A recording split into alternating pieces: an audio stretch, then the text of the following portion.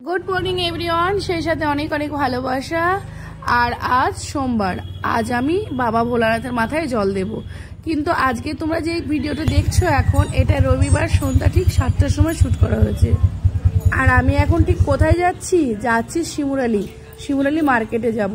ওই যে বললাম পুজো করব, তাই কিছু কেনাকাটা করতে যাচ্ছি। মানে প্রয়োজনীয় জিনিসগুলো, আমার জন্য কিছুই না, পুজোর জন্যই সব কিছু।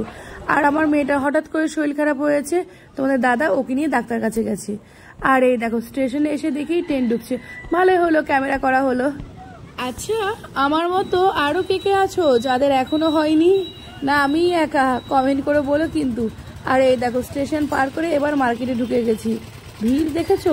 আসলে লাস্ট দিন না। আর এই যে ফুলের দোকানে এসেছি, বাবা দাম শুনে না, মানে দামটা শুনে মানে চোখগুলো কপালে উঠে যাচ্ছে, কিন্তু কিছু করার নেই, নিতেই হবে।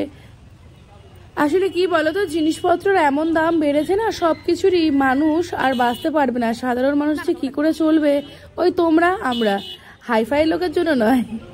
নিয়েছি আমি ধুতরা ফুলের এই মালা নিয়েছি, সাথে ওই যে বেল পাতা, তারপর কি কাটা, ধুতরা ফুল, এই যাবতীয় কিছু যা যা লাগে তাই নিয়ে নিয়েছি। সাথে আমি একা করছি না গো, আমার যাও করছে, একসাথে দুজনে যাব। এবার আসলাম দশকর্মার দোকানে একটু প্রয়োজনীয় জিনিস ছিল, সেইগুলো নিয়ে নিয়েছি। আর জানো তো, দশকর্মার দোকানে সব থেকে ভালো লাগছিল রাখিগুলো, কিন্তু এমন একজন আমার পাশে ছিল, সেই কারণে আর ক্যামেরাটা করলাম না। আর এই দেখো ময়ূরের পালকগুলো কি সুন্দর লাগছে না? একদিন আমার মেয়ে কিনবে বলে কি ঝামেলা করছিল, আমি জানতামই না যে দশকর্মার দোকানে ময়ূরের পালক পাওয়া যায়।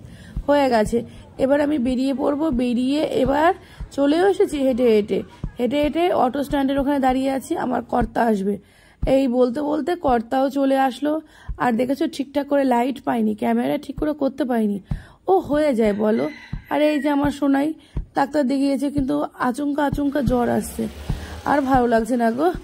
এবার ব্যাস গাড়ি চাপলাম, এবার বাড়ির দিকে যাচ্ছি। দেখেছো আমাদের রাস্তাগুলোতে কি অন্ধকার, লাইটগুলো খুব কম।